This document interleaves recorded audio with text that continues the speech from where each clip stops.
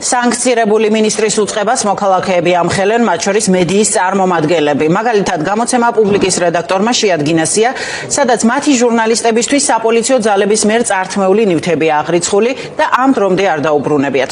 ეგრეთ წოდებული სამართალდამცველების მხრიდან ნივთების წართმევისა თუ მოპარვის შესახებ აქციების დროს დაკავებული არაერთი მოქალაქე ლაპარაკობდა. ამის საპასუხოდ შინაგან საქმეთა სამინისტრომ გაავრცელა განცხადება.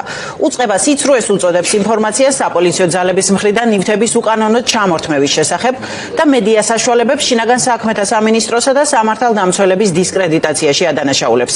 სამინისტრო წერს, რომ პოლიციას კანონით აქვს უფლება დროებით ჩამოართვას ან შეუზღუდოს პირს ნივთის ფაქტობრივი ფლობა და ეს ნივთები მათ გათავისუფლებისთანავე დაუბრუნდებათ.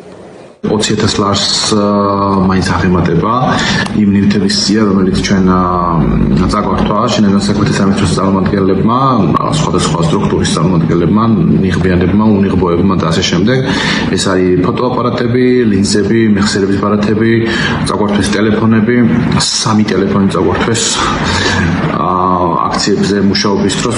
შინაგან საქმეთა სამინისტროს დღევანდელი განცხადება არის აბსოლუტური ტყუილი. ჩვენ თავიდანვე დაუკავშირდით პრესსამსახურს, ოფიციალურადაც მივმართეთ კიდეც, მაგრამ ეს ნივთები რაიმე საპოლიციო წესით ამოღებული კი არ არის, აი როგორც თქვა ადამიანს რო აკავებენ და მე ოქმს რო წერენ, თქვა ნივთები ხონდა და მე ხელს რო აწერ და მე უკან რო გიბრუნებენ. არა, უბრალოდ გაგვდარჩვეს.